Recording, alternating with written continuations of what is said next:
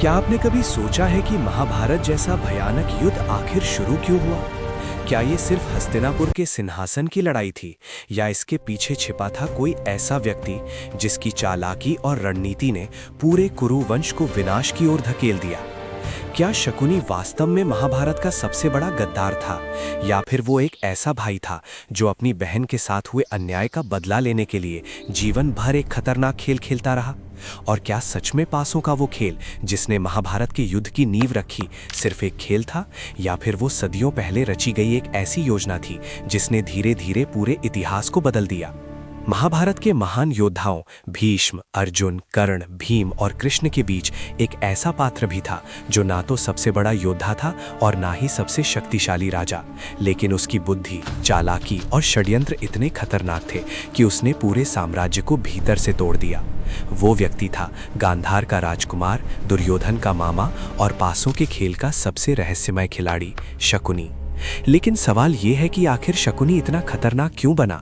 उसके मन में हस्तिनापुर के लिए इतनी नफरत क्यों थी? इस सवाल का जवाब हमें उसकी जिंदगी की शुरुआत से मिलता है। बहुत समय पहले उत्तर पश्चिम दिशा में एक समृद्ध राज्य था, गांधार।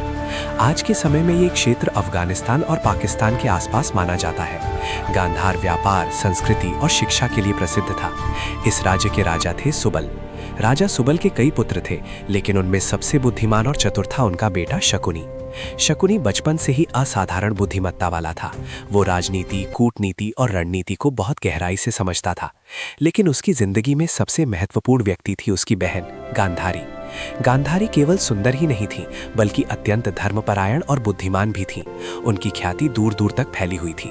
इसी समय हस्तिनापुर के महान योद्धा भीष्म पितामह ने गांधार राज्य में एक विवाह प्रस्ताव भेजा। ये प्रस्ताव था गांधारी का विवाह हस्तिनापुर के राजकुमार धृतराष्ट्र से। धृतराष्ट्र शक्तिशाली थे, लेकिन एक समस्या थी, वे जन्म से ही अंधे थे।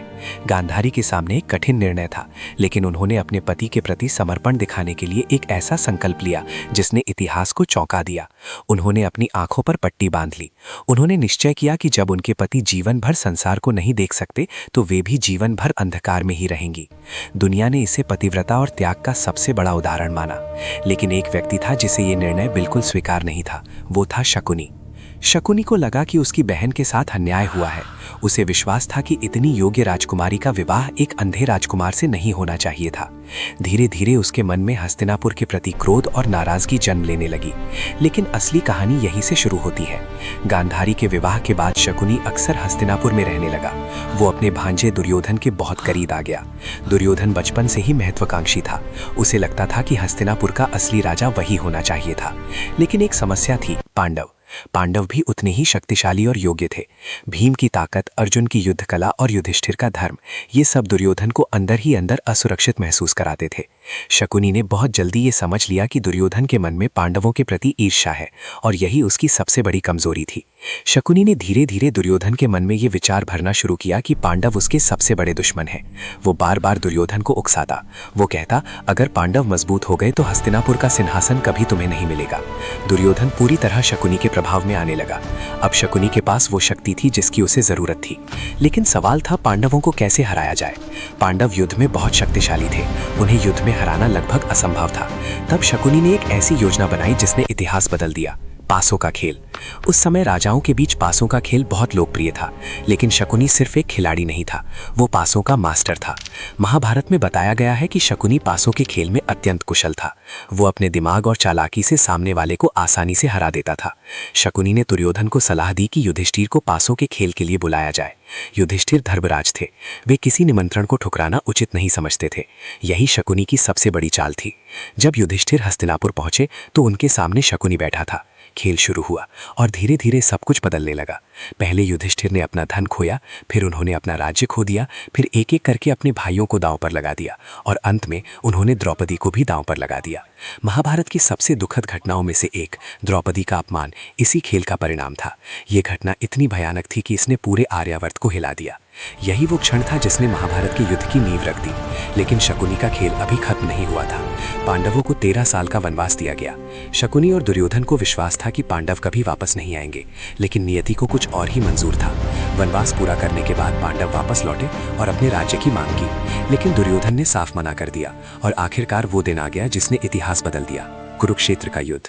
ये युद्ध केवल दो सेनाओं के बीच नहीं था, ये धर्म और अधर्म, न्याय और अहंकार और सत्य और छल के बीच संघर्ष था। 18 दिनों तक चला ये युद्ध मानव इतिहास के सबसे भयानक युद्धों में से एक था। इस युद्ध में लाखों योद्धा मारे गए। कौरवों की सेना में शकुनी भी एक प्रमुख रणनीतिकार था, लेकिन इस युद्ध के दौरान एक प्रतिज्ञा पूरी होने वाली थी। पांडवों में सबसे छोटे भाई सहदेव ने शपथ ली थी कि वो शकुनी को मारकर द्रौपदी के अपमान का बदला लेंगे। युद्ध के अंतिम दिनों में सहदेव और शकुनी आमने सामने आ गए।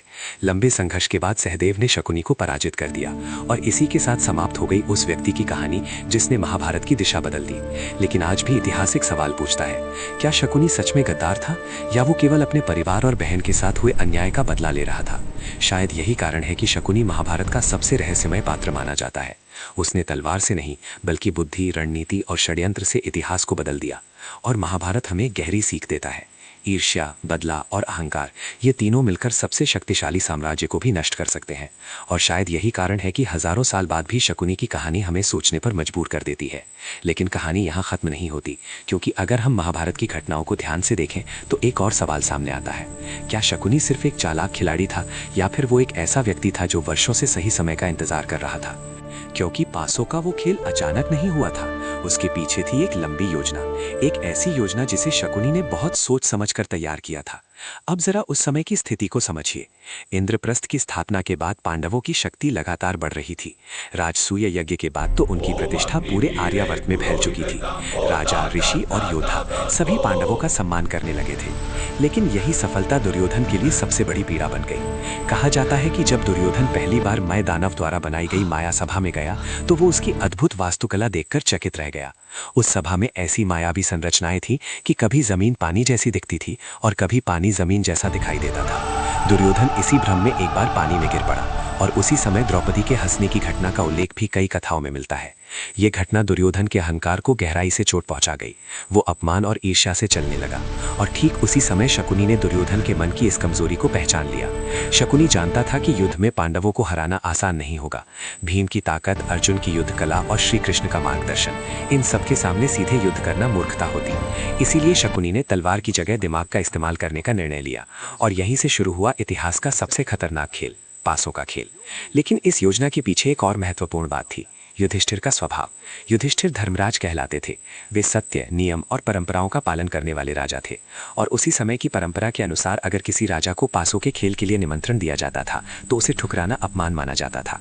शकुनी को ये बात अच्छी तरह पता थी, इसीलिए उसने दुर्योधन को सलाह दी कि युधिष्ठिर को हस्तिनापुर बुलाया जाए। दुर्योधन ने अपने पिता धृतराष्ट्र से अनुमति ली और फिर पांडवों को आमंत्रण भेजा गया। जब ये निमंत्रण पांडवों के पास पहुंचा तो युधिष्ठिर दुविधा में पड़ गए। उन्हें पता था कि जुआ खेलना उचित नहीं है, लेकिन अगर वे निमंत्रण ठुकराते तो ये राजधर्म के विरुद्ध माना जाता। आखिरकार उन्होंने हस्तिनापुर जाने का निर्णय लिया।